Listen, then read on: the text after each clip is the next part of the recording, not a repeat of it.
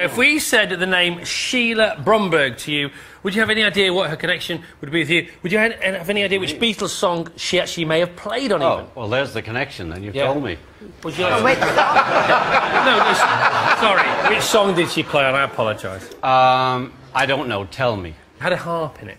Had a harp in it? Yeah. Tell me. OK. I'll tell you what, Cary Grant will tell you. Yeah. Cary Grant? Is he?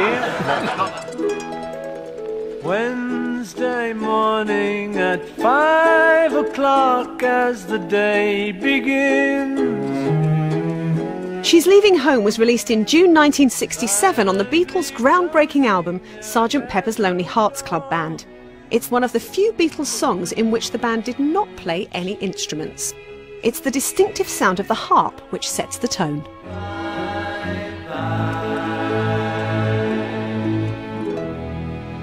Harp was recorded here at Abbey Road 44 years ago by the harpist Sheila Bromberg, and it's been a while since she's been back to the old Beatles studio, Studio 2.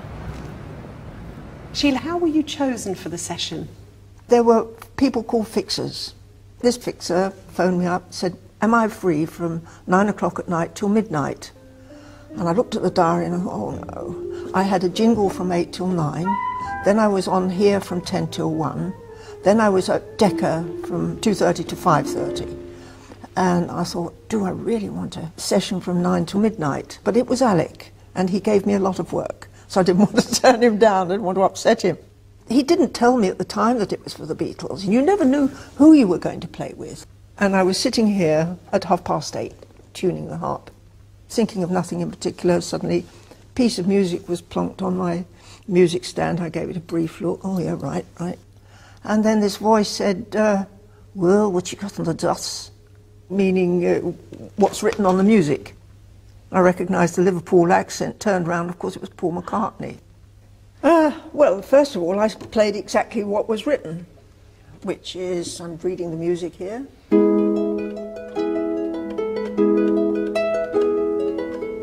then it goes into that. Then I stopped and he said, no, I don't want that, I want something. So I thought, how can I make it different?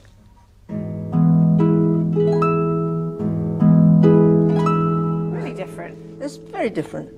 No, I don't want that, I want something. So then I brought out the big guns.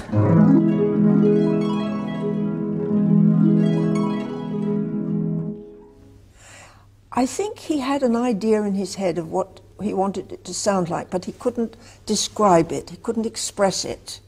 And he was waiting for somebody to bring it out of the air. During the session, after each time we played it, Paul McCartney, we'd hear the controls from the controls. No, I don't want that, I want something. So we play it again. Came midnight, and the string section were really fed up. And eventually the leader of the string orchestra stood up, Eric Grunberg, tucked his violin under his arm and said, now it is midnight, we have to go home because we are working in the morning. So a voice from the control box said, well, I suppose that's that then. And we all went home. After all that work, when Sheila heard the track, she realised they'd used the first take. The sound McCartney had been after, a doubling effect of her playing, had been created by the engineers. Oh, that's how they got the sound. That's what he was after. Yes. Clever. How does it feel to know that you played on a Beatles record? It feels a bit good, actually. It does feel a bit good. Quietly turning. Everybody remembers it for its groundbreaking way of producing pop music. Thinking about it now, I really feel very proud to have been part of it.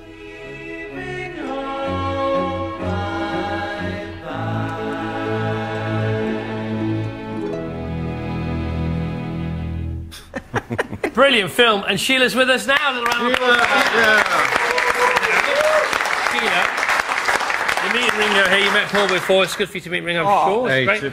met the two of us now. Ringo is the boss of his new band, the All-Star Band. I'm sure we could find a spot for you there. Well, And- you know, yeah. for a small fee. yeah. Yeah, I'll give you as much as you got last time. Talk about that. How much did you get? £9. Oh, that's ridiculous. £9 for playing the opening to one of the most famous songs in the world. I've never had Yeah. a penny piece since. Okay, and now how did that pay compare to other people that you worked with? Because you worked Well- with Sammy Davis Jr., didn't you, for example? Yes, I did.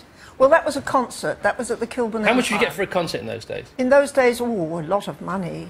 About £7.50. Yeah. So the Beatles were pretty good payers, and all. We overpaid. You owe him £1.50. He is Ringo, isn't he? And what about you played with Bing Crosby as well, didn't you? Yes, yes.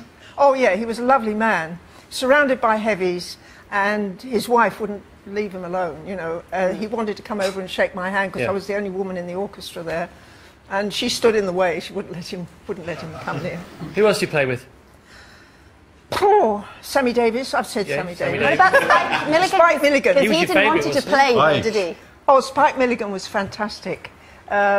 We did a whole series of his shows at Riverside Studios, and in one of the shows, he decided he got a good idea of how he wanted to present me. He said, "What we'll do in the next show, we'll suspend you from the gantry with the harp.